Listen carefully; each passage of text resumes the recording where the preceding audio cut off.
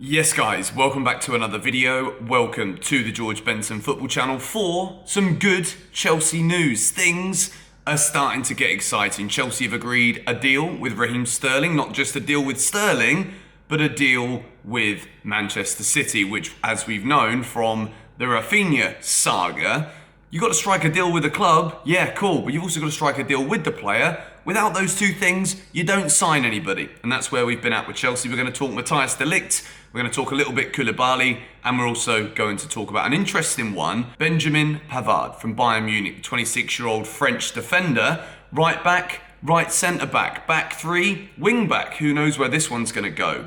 Before we get into anything though, Chelsea news is getting exciting. So if you're not yet subscribed to the George Benson football channel, I'd love to ask you to do so. And if you can hit the like button on this video as well, then I will be a very happy man indeed. But let's begin by talking about Matthijs de Ligt, the man who we seem to have been linked with now for a couple of weeks. There doesn't really seem to be any direct movement other than the information here from Fabrizio Romano. Juventus expect Chelsea and Bayern to submit official bids for de Ligt. No agreement yet, but de Ligt is close to leaving Juventus. This tells me that maybe today, hopefully tomorrow, as it's then the weekend, Chelsea will be submitting a bid for Matthijs de Ligt. It depends what side you look on here as to whether or not he prefers Bayern, whether he prefers Chelsea.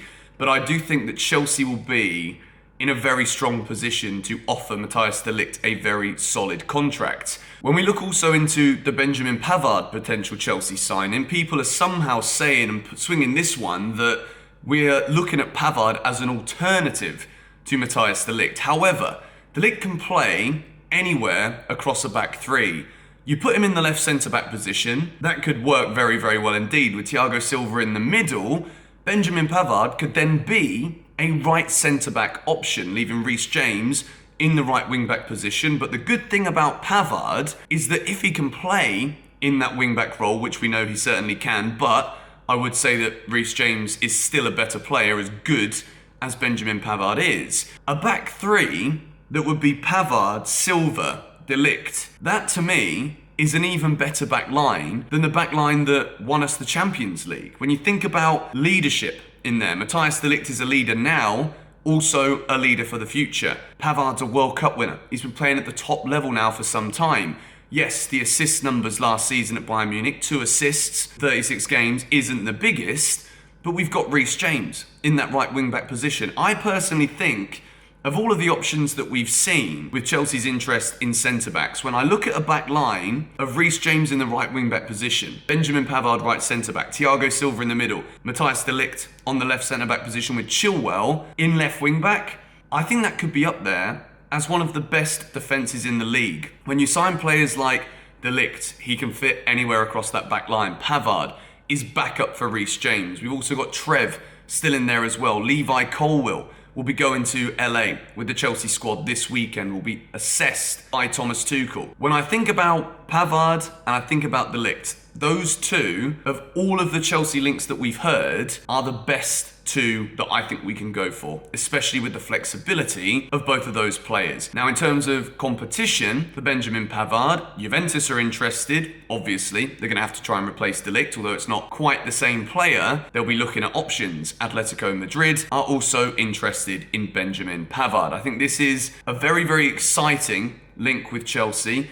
as I keep mentioning in all of the news videos that I'm posting at the moment. Although we might not have got things done in the first near month of the transfer window in terms of getting players signed, coming through the door, the direct approach that we're going with right now with Boehly, going to Tuchel, looking at players he wants. When I think about what Thomas Tuchel might want in this Chelsea team, when we're signing players like Sterling, when we're looking at other players across the field as well, we've got Nunes from Portugal. I don't know too much about this player, but Chelsea are looking to submit a bid to Sporting Lisbon for him as well, which is another interesting one to keep an eye on. Does that mean Jorginho might be leaving? Could it be somebody else leaving the club? Or are we simply just trying to bolster this squad to make it as big and talented as we possibly can? I still think there are going to be players leaving. TODD BOEHLY is going for players that Thomas Tuchel specifically wants. As we said in the last video, Neymar, Ronaldo, yes, it's an exciting link, but unless Thomas Tuchel gives the green light,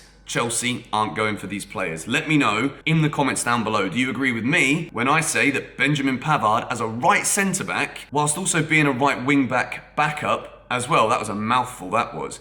I think this would be phenomenal Chelsea business. Let me know your thoughts in the comments down below. The final story that we're going to discuss is Raheem Sterling. Chelsea have agreed a fee with Manchester City for Sterling. 45 million plus add-ons, expected to take the fee to around 55 million pounds.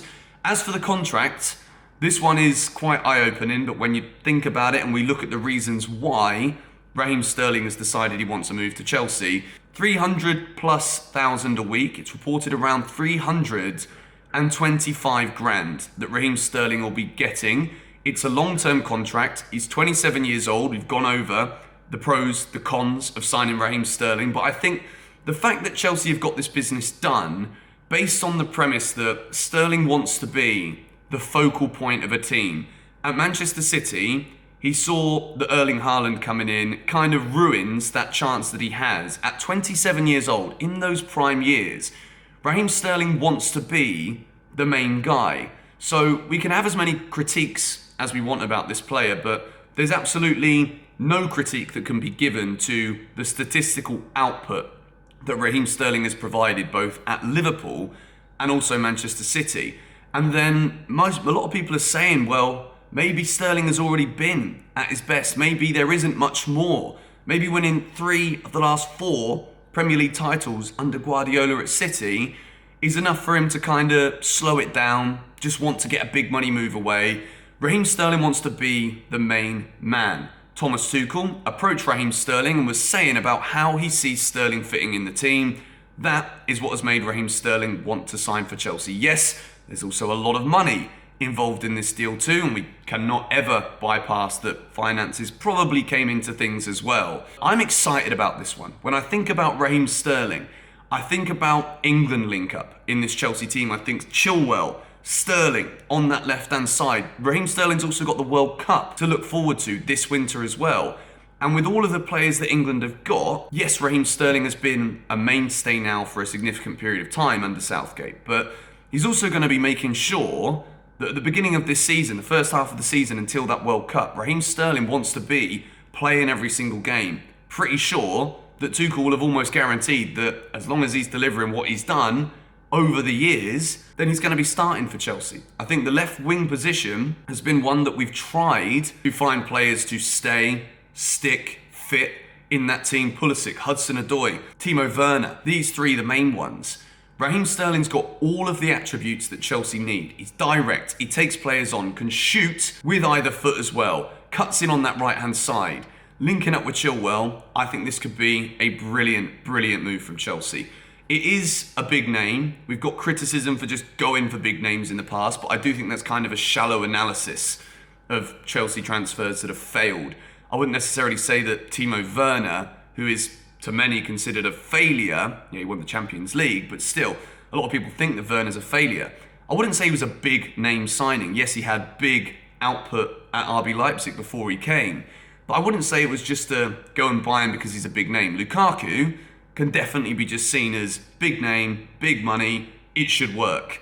Raheem Sterling, at the price we've bought him for, at the age he's at, from a Premier League rival, you've also got to remember the English premium that often gets slapped on players. I really think this is incredibly intelligent business from Chelsea. You can say whatever you like about Sterling. Please let me know in the comments down below what your thoughts are regarding his quality. Is he going to fit? I think this guy is a perfect Chelsea signing right now. Yes, it might not have the same kind of level of excitement that we keep on talking about with the Neymars, the Ronaldos, but I really don't see why it shouldn't.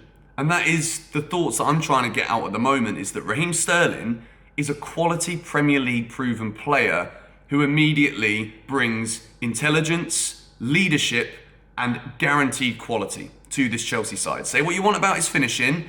Let me know your thoughts on Raheem Sterling and this move to Chelsea in the comments down below. Thank you guys so much for watching this video. If you did enjoy it, be sure to hit the like button. As the news continues to come in, I'll continue to give you my thoughts, although it's always the same thing, so you can probably tell from my approach to these videos at the moment that it's kind of difficult for me to keep on saying the same things. It's why we did the Neymar versus Sterling versus Dembele video the way we did. I want to try and bring different comparative metrics to the channel, as opposed to just saying like, yeah, it'd be a good signing, but we're still only talking to the player. We're all a bit tired of that, aren't we? Sterling looks like he's coming. Announcement coming soon. Come on, you Blues.